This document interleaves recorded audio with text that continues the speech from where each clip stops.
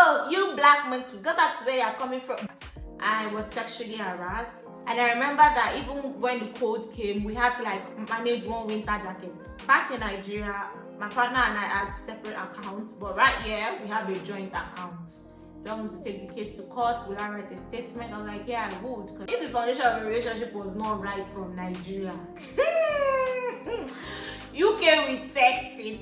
As soon as I moved into the apartment, I got a job. Whatever life situation you're going through, please always remember that God is your source.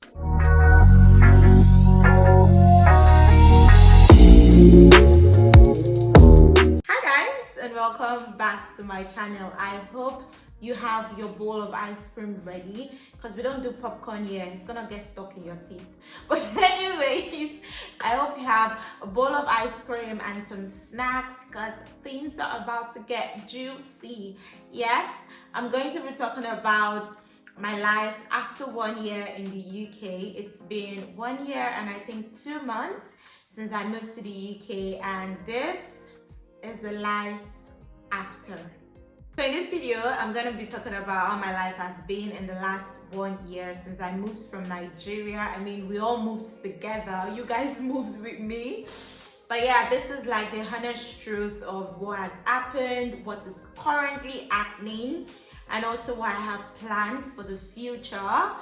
Also, I might get a bit emotional in this video because during my stay here, some really weird things have happened and I've never experienced such, especially like far away from home. So yes, permit me.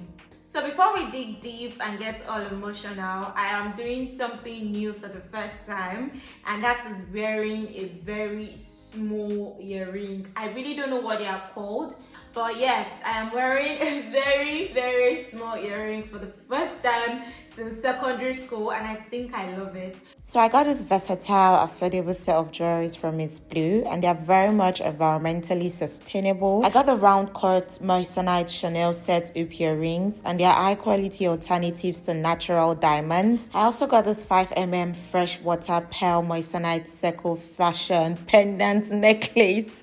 Yes, the long name, but guys, this is so cute.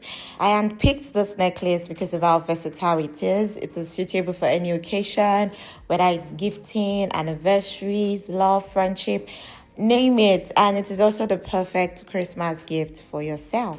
And yes, I just wanted you guys to admire it on me because I love how young I look with this. It gives me secondary school vibes, but you know, when you're wearing something authentic to school, you know, where you're like wearing something expensive, something quality, not like those 20 naira earring we used to wear. If you know naira, you know how much 20 naira is.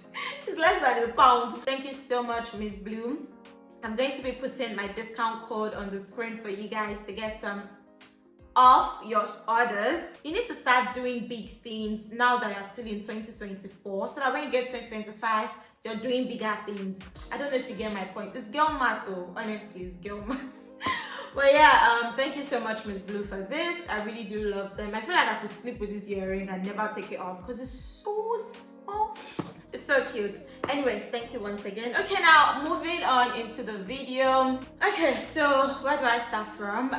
You all know I moved from Nigeria last year, August ending actually. So yeah, it's been more than a year already, but I just had the chance to do this video.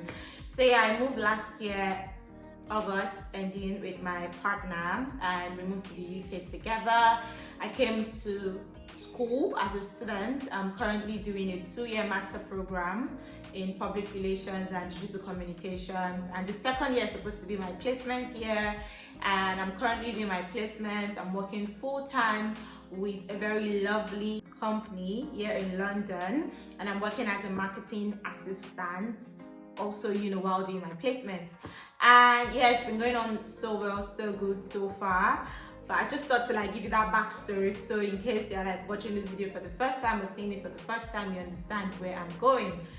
Anyways, I moved with my partner, and moving meant a lot to me. Moving meant that I would be starting my life from the beginning. I'll be starting all over. The life I had built for myself since I was, you know, fresh out of uni. being a content creator full-time actually, and also making money off it.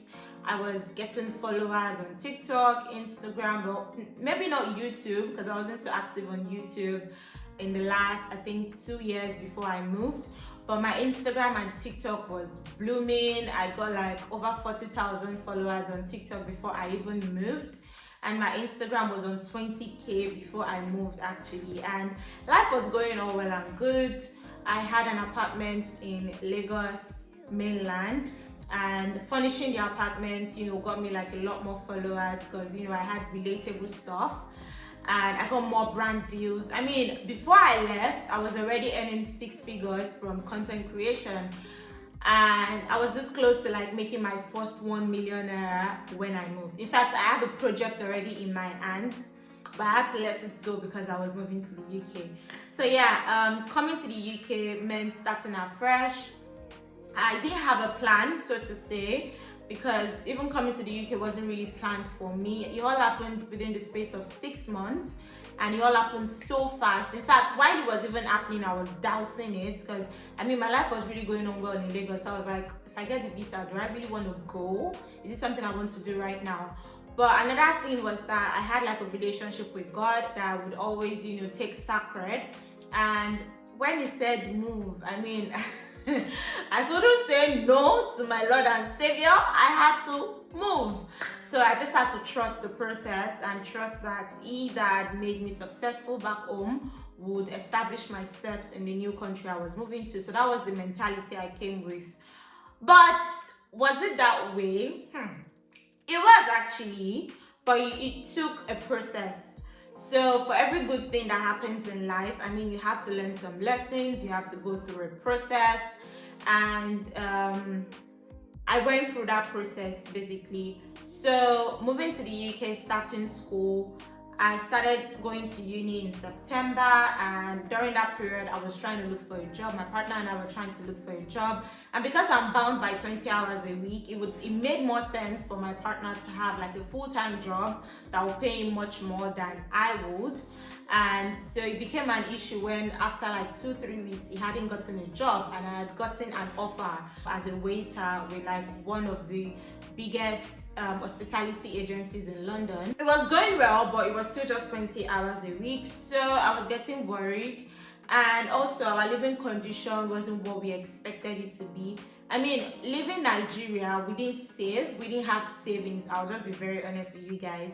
I see a lot of people, a lot of videos where they say, oh, save money before coming and all of that. I feel like you were able to save because you had plans to actually come. I had no plans to actually come. So all the money I was getting, I was just, using it to like furnish my space, thinking that, well, if I don't get the visa, at least let my place be looking good and all of that. So it was going into projects, it was going into other things. I was enjoying Lagos life. I mean, my life was just getting better. So I wanted to like be in the Lagos fun space. So I was spending my money on all of that. And my partner as well was a creative director for like an entertainment industry, an entertainment agency back in Lagos. So it meant we always have to be outside. So yeah, that was what the money was going into. So no savings whatsoever when we came into the UK. In fact, we came into this UK with £100, and we got to the place we were supposed to sleep, and we got there with £10. So we used £90 to carry Uber from Gatwick Airport to Peckham. Yes. So we had basically no money. Thank God for family share. We had basically no money, and we needed to like find work on time. But we thank God, after 3 weeks, I got a job as a waiter, and he also got something similar, but with a different company, a different hospitality agency. So I was juggling that with school, and where we were staying then in Peckham, we're paying about £500. We're paying £450 at first, then it increased to £500 for both of us, and we're sharing like a very small room. If you guys if you are like an OG, you would have seen that space. It's here on my YouTube channel as well. I'll put the link up here so you guys can see the condition of the space. I'm not looking down on it, because that was like my humble beginning, but I'm just trying to like, let you understand what I'm talking about basically. So yeah, we're staying in a very tiny room. We're sharing toilet, sharing kitchen, and I wasn't used to all of that. I used to have my own space all the time, so that sharing thing wasn't it for me. For the first 3 months, we're trying to like make more money, save money so that, you know, we can get like a bigger space. I remember going to look for an apartment last year in November, and I mean, when we saw the price on what we ran, as at that time said, they were saying, oh, a studio was £900 minus deposit minus bills. And in as much as it was so cute and nice guy, we could not afford it at that time, so I postponed it to January. I even wrote like a letter to God and kept it in the middle of my Bible, stating what I actually wanted from the apartment, like whatever apartment I'm moving into, this is the thing I want. I was so specific, and all I had in my head that time was actually a studio. In fact, up until I got this space I'm staying currently, it was still a studio that was in my head. But then God surpassed our expectations. Hallelujah. So yeah, that was that about our living condition. We weren't making so much money. I mean, they used to say the UK is like when you want to live in London, it's better you have like a 2-income household where you guys can join your money together. But as at that time, the amount we're making together is actually presently the amount one of us make. Or should I say mix? Is that the right term? Because English is very hard. So imagine how we had to like live with, you know, such small amount of money together. It was very crazy, and we're still trying to save for, you know, our potential new apartment. And then I was also paying some part of my school fees as well. It was a lot. So yeah, so as God will have it, in I think April ending, my partner got like a full-time job, a contract full-time job, and that was the beginning of good life for us. It was the beginning of like a good future, because during that period we really couldn't spend the money. We were saving the money. We saved the money for about 3 months before we were able to move into this space. And mind you, I was only doing 20 hours, so my own 20 hours money was going into feeding and transportation and maybe sending money back home. So whenever he collected salary, we wouldn't touch it. Everything like this inside savings account. Sometimes there were emergencies where we had to take out of the savings, so that was why it took 3 months for us to be able to save enough. There were times we had to take out of the emergency savings, do something, then wait the following month for salary to come so that we can replace it. So it was a lot. It took a lot of discipline from our end, especially from me, because I was trying to also go back into content creation, and that would mean that I have to buy stuff. I mean, it's a new country, so I'm starting from the beginning. No company, no UK brand really knows me. Yeah, they didn't know me from Nigeria. So if they had known me, maybe I could have continued my partnership with them. And the Nigerian brands I was working with were not willing to like send their products to the UK because of shipping fee and all of that. So it was like me starting from the beginning again. Then during that period, I was losing followers because I wasn't posting consistently. I wanted an aesthetically pleasing space. Even if it wasn't aesthetically pleasing, you know, somewhere where I don't have to always carry our bed up before I can set up my lights, because that was how tight the room was.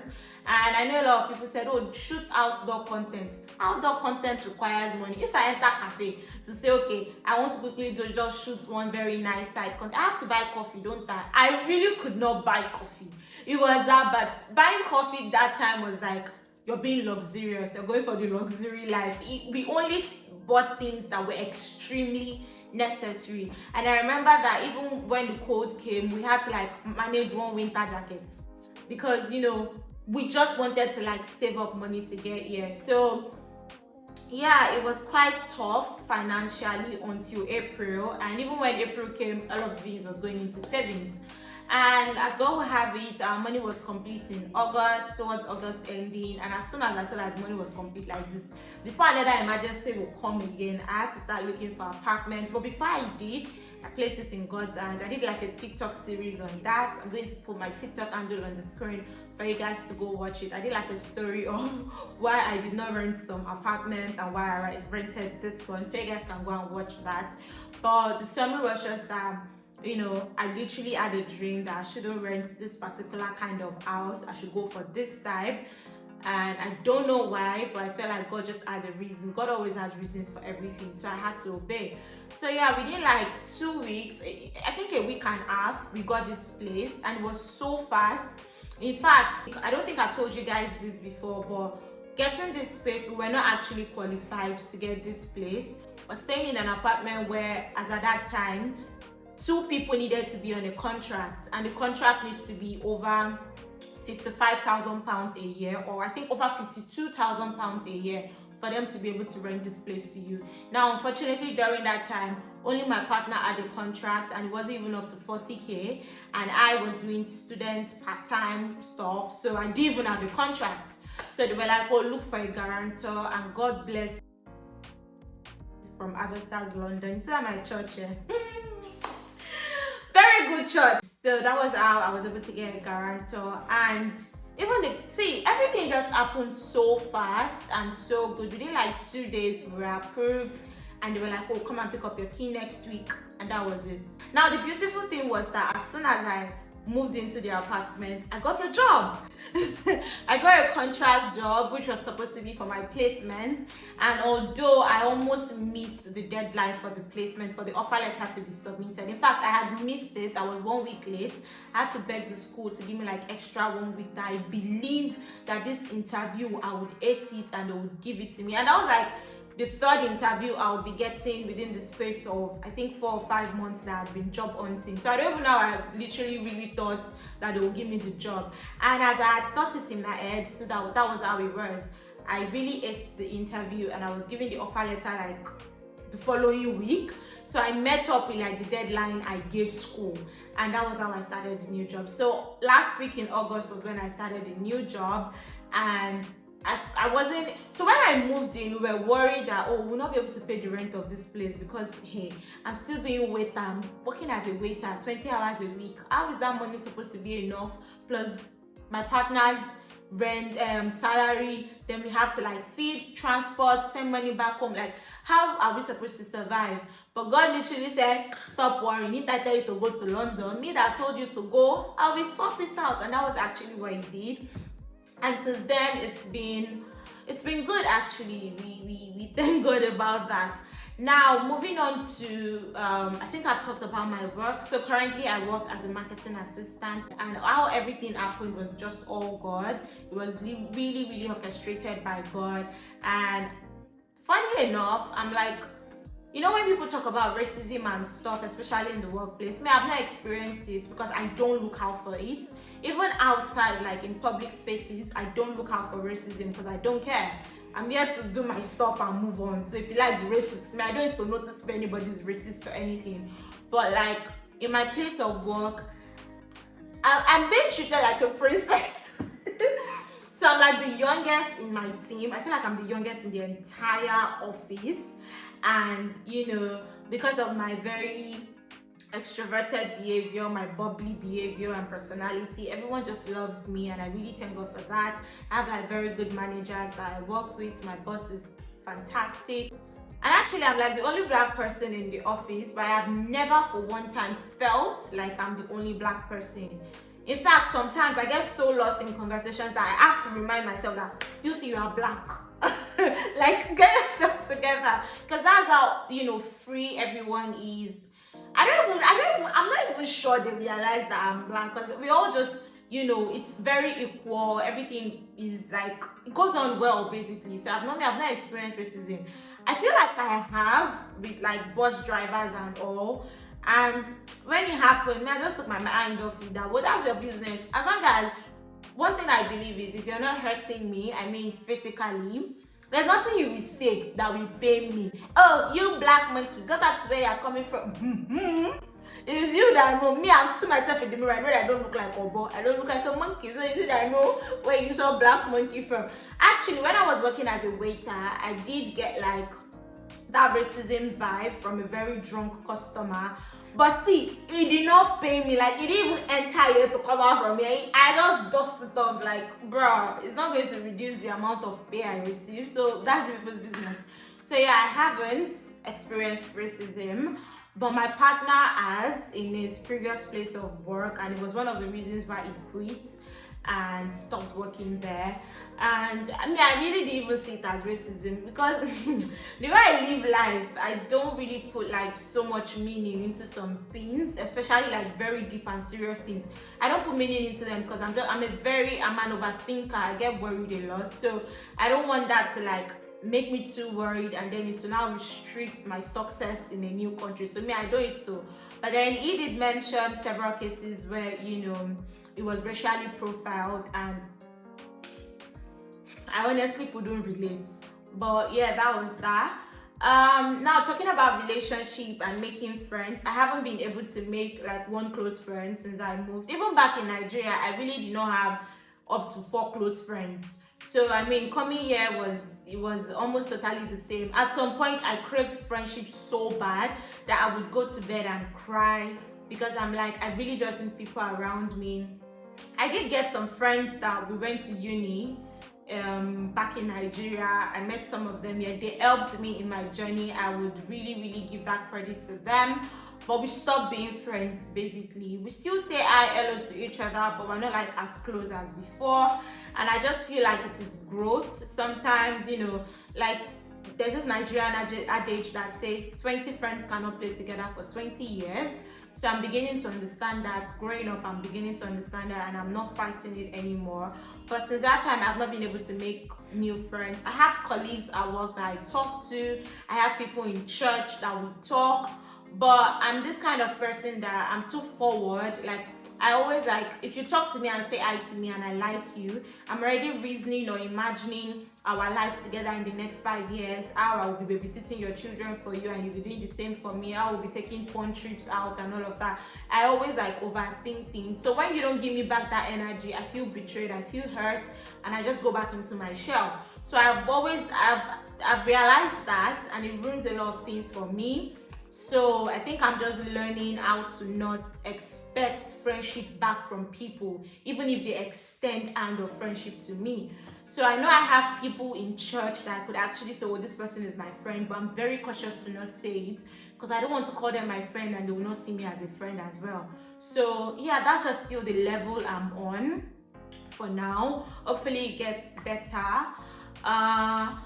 Then one event happened which I would never forget, and it actually tainted how I felt about the UK. It's really restructured my entire thinking about the UK, and it actually brought up a very serious conversation between my partner and I, because I mean, I'm the one that felt it. So yeah, I was sexually harassed. Sounds like I'm downplaying it, because that's how I am. I like to make jokes out of like very hurtful things so that I can move on from it fast. But yeah, I was sexually harassed in a bus by, I think, an Arab person. It did look like it was Arabian, sort of. And this happened upstairs, like the upper deck of the bus. And it happened when I had just finished, like, I think 12-hour shifts that day as a waiter. I was standing all day, and I was so tired, and we're both wearing black, so I really could not even imagine that would happen. And the funny thing is that when this happened to me, like days after, I recorded a video that I was going to post on YouTube. But then, as a Nigerian and growing up in a Yoruba family, there's this way that, your family members will be like, don't put our matter outside, don't wear your dirty laundry, stuff like that. That was how I felt. But I did feel that I could help people out there, but I just restrained and I totally forgot about it. So yes, I was sexually assaulted, and it was so bad that I think, not even I think, because the police confirmed it later, that he was actually touching himself.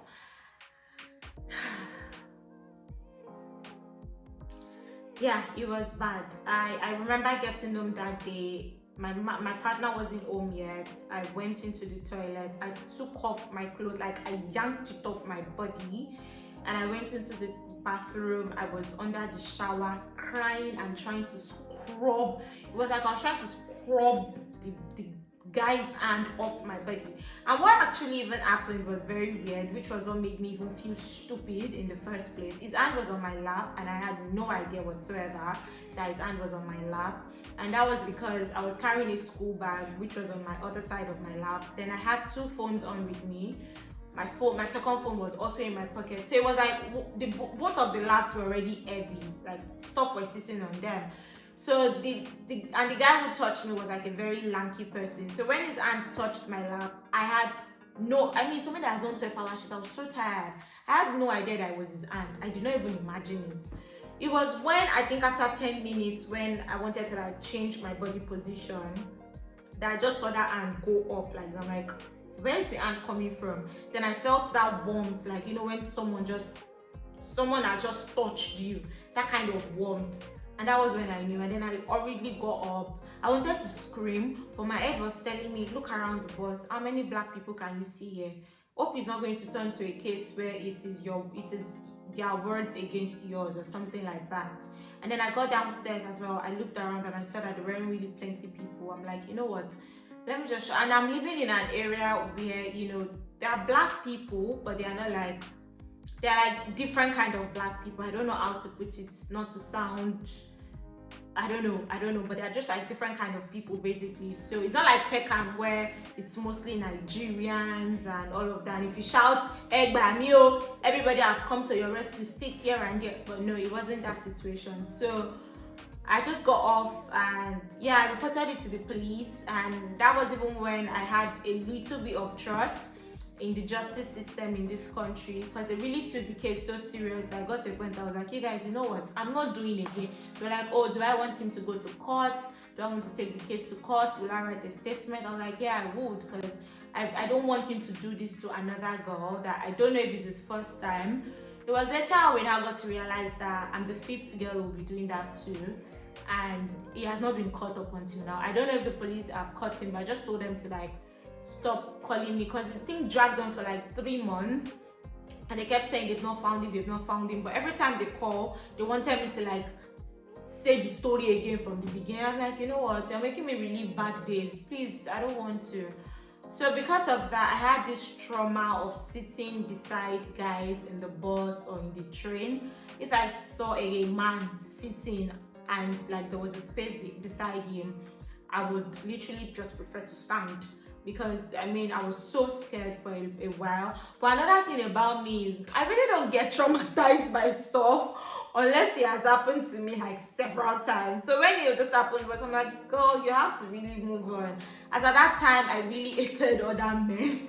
I didn't want to smell it, I didn't want to see them. I just felt like every other guy was the same. And I kept saying, my daughter, I will tell my daughter this, I will inform, I will make sure my daughter does not have to go through this and all of that. But looking at it now, I'm like, you know what? Some of these things happen to women and it's not fair. But until, you know, justice system or whatever system takes us very seriously and begin to like met out very serious punishment to the people who do this kind of things, I don't think we'll ever be safe. That is why you need Jesus Christ. He's the only one that can keep you safe in this world at this point. So yeah, I didn't cry. Good. I really thought I was going to get emotional and cry. It means I've actually moved on. That's very good.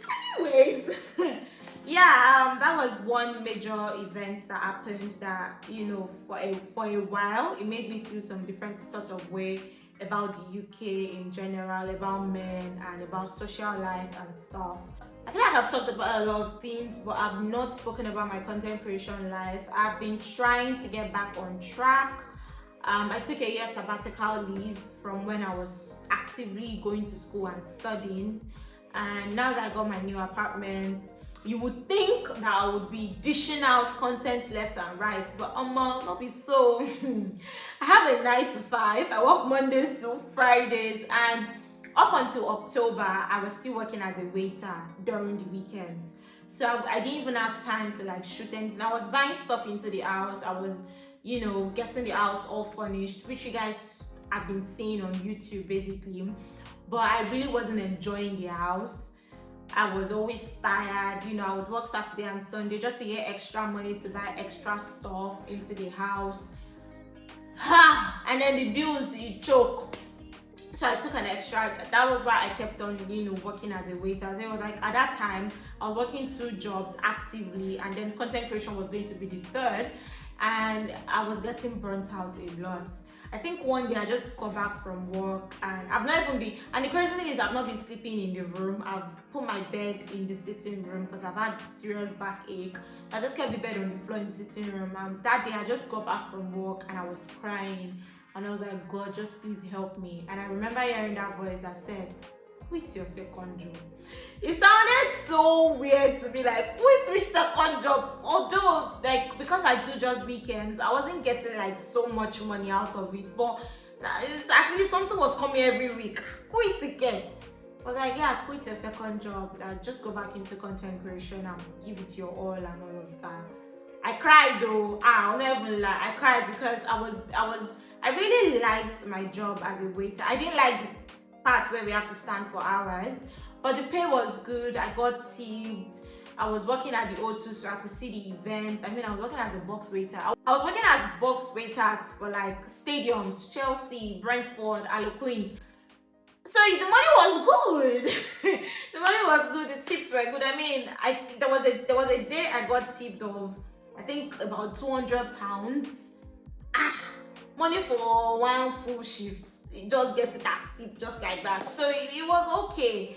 But as God now say, quit. I had to, and the quitting was not the kind of quitting where, oh, you will not just show up, because I mean, it's a part-time role. You can decide not to collect shifts. You can decide not to book yourself in and stuff.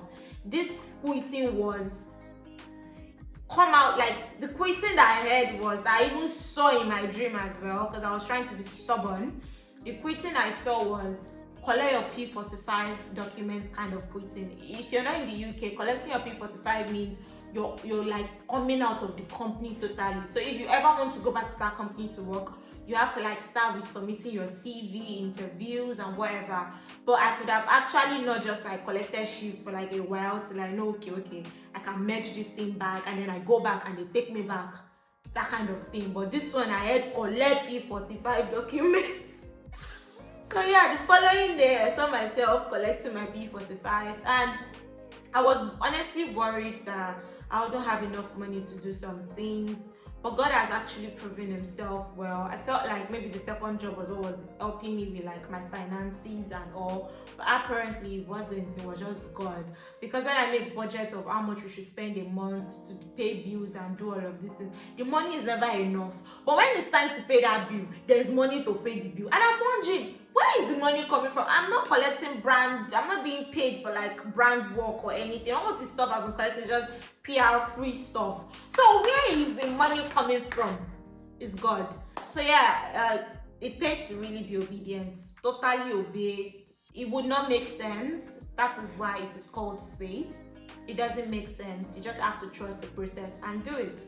Also, one thing that I haven't spoken about that I feel that would help anyone watching out there is how my relationship with my partner has evolved over that 1 year. I've heard a lot of people have this conversation about how like couples come into the UK and their relationship crumble. I always tell them that if the foundation of your relationship was not right from Nigeria, UK will test it.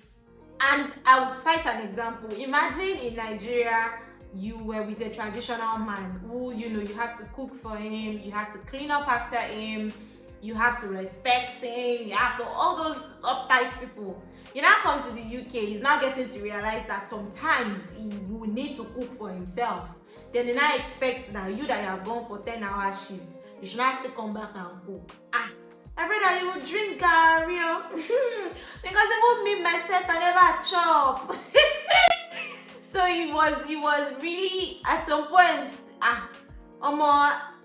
my partner really became a superhero because I'm a very fragile person. I get any small thing, I don't fall sick. And it's not like very serious sickness, just that I might not be able to move my body, very weak and all of that. So having to now be a student, work 20 hours a week, try to do content, and still come home and cook sometimes. It's something every woman should be able to do, but me, I'm not every woman. I will not lie to you, I cannot do it. So my partner had to now be doing that, working 2 jobs and still, cooking and all of that. And that just made me value my relationship more. And apparently, I got to now even realize that he was only really doing it because he enjoyed doing it. I don't enjoy cooking like that. I enjoy cleaning more than I enjoy cooking. And we've now gotten to realize that we don't have to have traditional roles. We never did back in Nigeria anyways, but it just made it more defined that, you enjoy cooking, you enjoy the whole art of like, putting food together. Me, I enjoy cleaning, so leave the cleaning to me, you do the cooking. And on days where you feel too tired to cook, I'll cook, you'll manage it like that. Because my partner makes more of British food. I mean, having to eat broccoli, cauliflower, mushroom. God, I beg.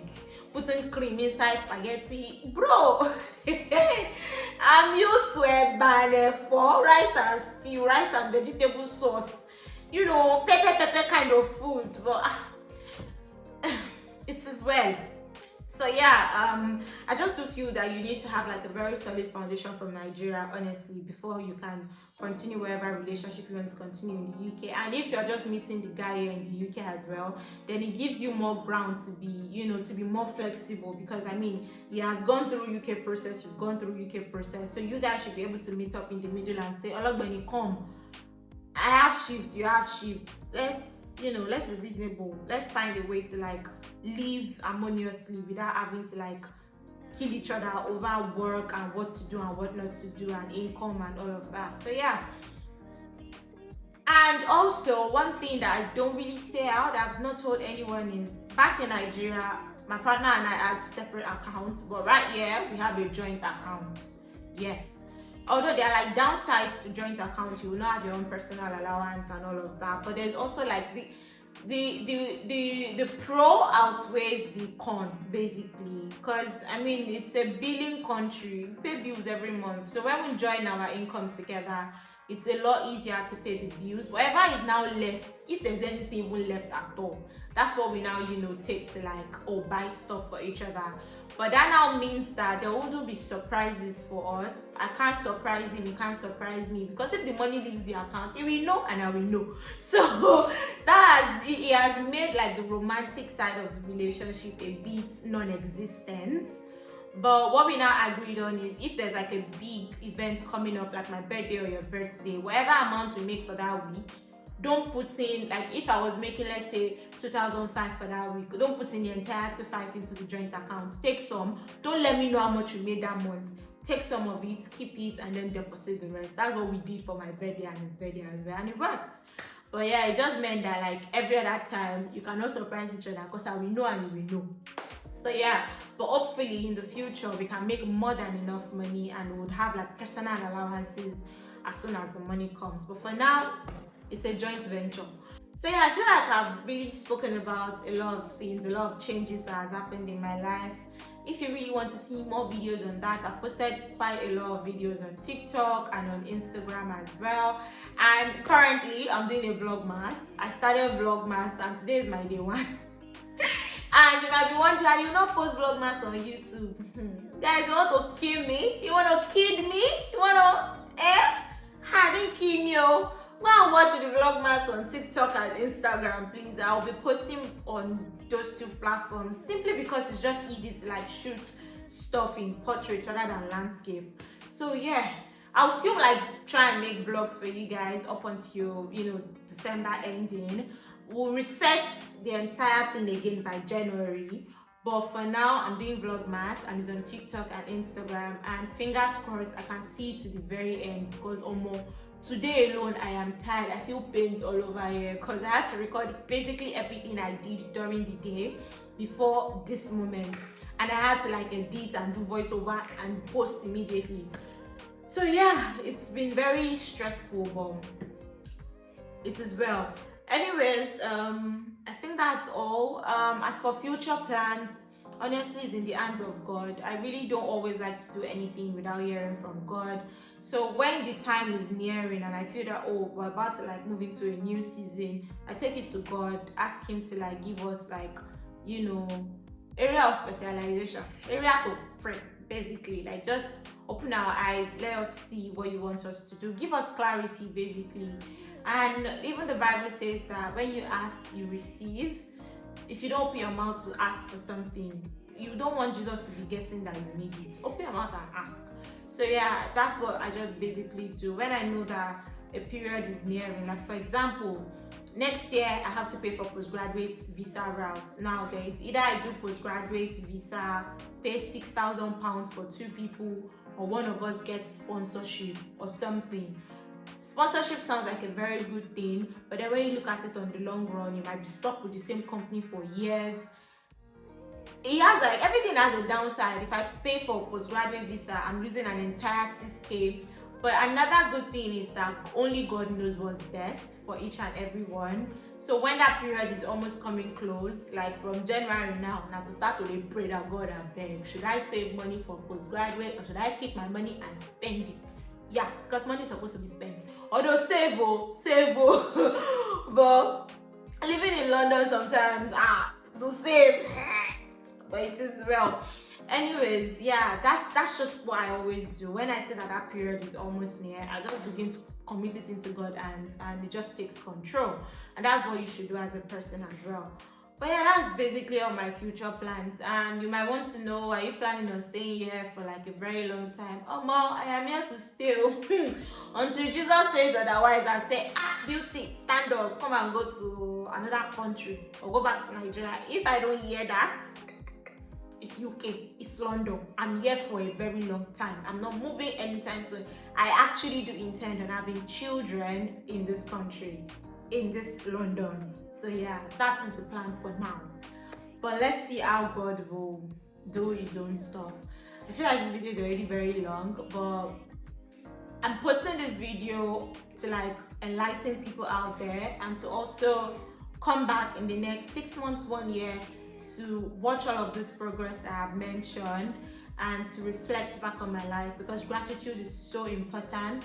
So dear future self, I really do hope that all of those your heart desires, God has fulfilled them and He surpassed your expectations like He usually do. And I hope that you're very happy, and I hope that you can now save a lot of money. I hope that your finances that go, you are no longer in financial, how do you used to say it? Financial stability, you have entered financial freedom. Yeah, you now have the money, you have mad money. I really do hope you do, and I really hope that you're now working with those big brands that you always wanted to work with. I hope that you can now see yourself on a billboard as well. And I hope that your company sponsored your trip to Las Vegas, because I've been holding their neck that I want to go to Las Vegas. But yeah, I really do hope that a lot of beautiful things happen to you, and I hope that you're happy, and I hope that you're safe. Yes, you're safe, and you've not forgotten Jesus as your source. Don't forget, if whatever life situation you're going through, please always remember that God is your source. Yes, I'm looking at you, beauty. Remember that God is your source. Anyways, thank you guys for watching up until this point. I feel like I've just been blabbering a lot and blah, blah, blah. And I also do feel that, but if you want to also hear from like my partner's perspective, I could always do a video of both of us together. Right now, he has passed out on the bed, he has slept off, he's so very tired. Because I worked from home today and he did not, so I couldn't invite him to come and do this video with me. But if you want to hear from his perspective as a man, let me know, ask in the comment section, and I'll work towards that and make a video pretty soon. If you have some questions I've not answered in this video, please ask away in the comment section. I will make sure to answer them. I always answer yours questions anyways. So yeah, thank you so much for watching up until this point. Please subscribe to my channel if you haven't. Go ahead and watch all the vlogs I've posted. I told day and night to post those vlogs. Go and watch them. Show me some love. Go ahead and watch those vlogs, and follow me on TikTok, follow me on Instagram, watch my videos as well. This girl is back into content creation. Shana, they help me help my life. I beg. I just go and beg you in Jesus' mighty name. Subscribe to my channel if you haven't, and turn on the notification bell, Jesus, to get notified when next time I post. I love you all so much, and I hope to see you guys in my next video. Bye, my loves. Mwah. Bye, guys.